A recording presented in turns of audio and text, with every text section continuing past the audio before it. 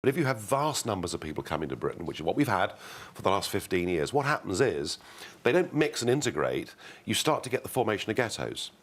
And in those ghettos, in Paris and indeed in parts of London and particularly the north of England, you start to get ghettos in which the educational standards start to fall, the job prospects start to fall, and you get particularly young males between the ages of 16 and 24 have been increasingly attracted to some pretty extreme stuff. A lot of people have said, you know, you're talking about divided loyalties, particularly with young Muslim people. A lot of the other party leaders and political parties have said that you are using this for political gain. This is played right into your hands. I don't want to use this for political immigration, to say, you know, you're now making everybody very suspicious of any immigrant I don't want into to see large-scale murder in Paris or in Britain or anywhere else. After the Charlie Hebdo massacres, when those cartoonists were murdered in Paris, there was a big poll of British Muslims done, and the findings are really interesting. 27% said they felt some sympathy for the motives behind the killings. 11% said they thought the cartoonists deserved it. Now, on the face of it, you know, given we have a Muslim population of 3 million and it's grown by 75% in the last 10 years, that is terrifying. But hang on, hear me through. Yeah. But when you then ask British Muslims, are they loyal to Britain? 95% say yes. Exactly. Do they think British law, you know, it should be the supreme law? 93% say yes. So you've got the same group of people giving contrary opinions. Why? Well, I'll tell you why. Because actually what is happening to those 16 to 24-year-old men is they're having poison dripped in their ear, and we have seen, and the money's been coming from Saudi Arabia, the promotion in some of the mosques and through some of the universities of an extreme ideology. And I think if we stop that, I don't think the prospects for integration are necessarily negative. I think we can achieve it, but we've got to stop that poison being fed into these young men's ears. I agree with you. I propose, so a political party has to declare where its money comes from, right? And that's an open and transparent process, and that's a good thing. I think every single church and faith institution should have to provide, every quarter, their sources of income. If we did that, we could root out the money that has been going, in some cases in these mosques, coming from Saudi Arabia to promote extremism. And I think if we do that, and if we have moderate mosques, I think that'll be a massive step forward towards integration. So would you agree to that happening to the Catholic Church and the Church of England as well? Because if the Church of England published their accounts, we would find what charities, what businesses they invest in, if it was ethical or not. And if the Roman Catholic Church published their accounts, then we will be able to see how the Vatican was funded. But the fact is that the Vatican's finances are just as convoluted as many of the mosques in this country. I think it would be a good... No, I mean, it would be wrong.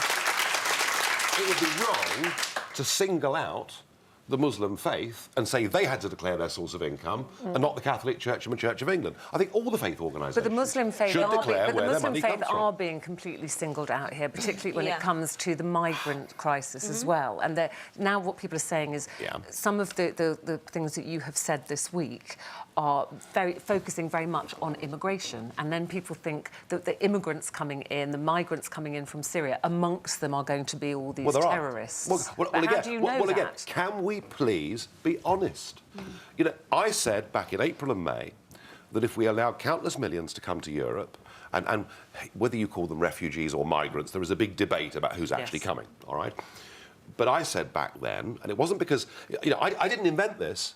I got this from ministers in the Libyan government, ministers in the Jordanian government, and ISIS themselves have said they will use the migrant crisis to flood Europe with 500,000 of their jihadi fighters. Now, even if it's 50,000 or 5,000 or 500, all it took was 8 people to cause those atrocities in Paris the other night, and we need to protect ourselves in this country, as does France and the rest of Europe too. So I'm all for. So, but what are you proposing then? I'm all for shut diverting. The borders, don't let the migrants in. I'm all for diverting a large chunk of our foreign aid budget to help people who are displaced by war. I bet nobody would object to us doing that. But what we can't do, people coming in through Eastern European countries. What we cannot, the mistake that's been made is that the EU said back in April, anyone that sets foot on European soil can stay.